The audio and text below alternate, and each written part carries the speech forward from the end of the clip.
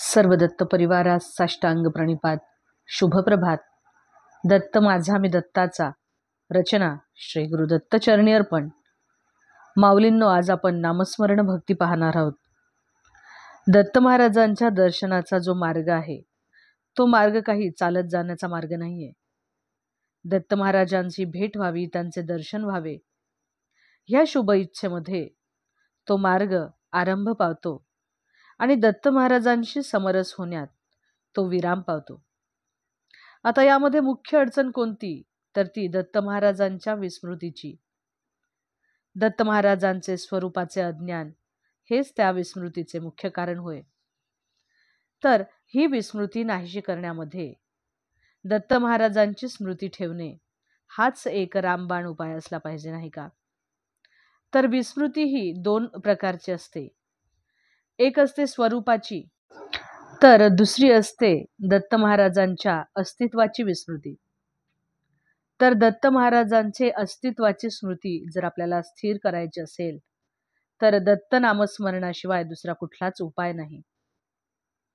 आपल्या अन्नमय आणि प्राणमय कोशामध्ये ज्याप्रमाणे आपल्याला वस्तूचे किंवा व्यक्तीचे स्मरण जर आपल्याला ठेवायचे असेल तर त्या व्यक्तीचे नाव किंवा त्या वस्तूचे नाव पुन्हा पुन्हा आठवणे ज्याप्रमाणे आपल्याला उपयोगी पडते, तसेच ज्या वैखरी वाणीने आपण या दृश्य जगाशी व्यवहार करतो त्याच वाणीने आपण सारखे दत्त महाराजांचे नाम घेतले तर दत्त महाराजांची विस्मृती नाहीशी करण्याचा हा एक प्रथम उपाय आहे.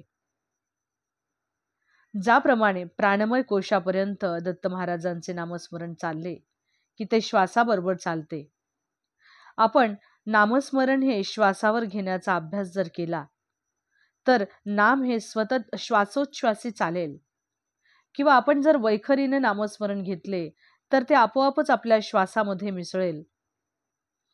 पण देहाच्या आणि प्राणाच्या या ज्या क्रिया आहेत त्यामुळे यांत्रिक बनण्याचा संभव असतो. त्यामुळे जर आपण प्राणाने किंवा देहाने नामस्मरण केले तर दत्त महाराजांच्या अस्तित्वाची जी जाणीव आहे ती कायमच टिकेल याची खात्री मात्र देता येत नाही. तर दत्त महाराजांची स्मृती कायम ठेवण्यासाठी नामस्मरण हे पहिले मनोमय कोशामध्ये शिरणे अत्यंत आवश्यक आहे. आपल्या मनाला ज्या व्यक्तीची किंवा ज्या गोष्टीची आवड असते त्याची स्मृती आपल्याला आपोआपच राहत असते. आवड असणे म्हणजेच प्रेमाचे खरे लक्षण आहे. म्हणून आपल्याला दत्त महाराजांची आवड उत्पन्न झाली तरच आपण दत्त महाराजांवर प्रेम करण्याची कला साधली जाईल आणि दत्त महाराजांची स्मृती ही सहज टिकेल. सहवासानेच दत्त महाराजांचे प्रेम निर्माण होते. म्हणून नामस्मरणाला सगुणोपासनेची जोड दिली तर नामस्मरण चालू असताना दत्त महाराजांची स्मृती टिकण्यास कुठलीच अडचण येणार नाही. भक्ती म्हणजेच काही दृश्य कर्म नाही, तर देहाचा प्रयत्नही नाही. भक्तीमध्ये जे मनुष्याचे बाहेर धावणारे मन आहे ते पुन्हा दत्त महाराजांच्या सन्मुख करायचे आणि सतत नामस्मरण करायचे.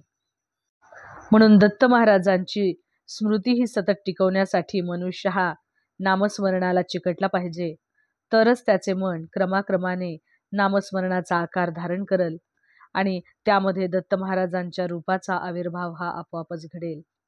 दत्त महाराजांच्या नामाने आणि त्यांच्या रूपाने व्यापलेल्या आपल्या मनामध्ये भक्तिरस निर्माण होतो आणि हा रस सख्य, वात्सल्य, दास्य अथवा मधुर याच भावाने याच रूपाने प्रगटतो.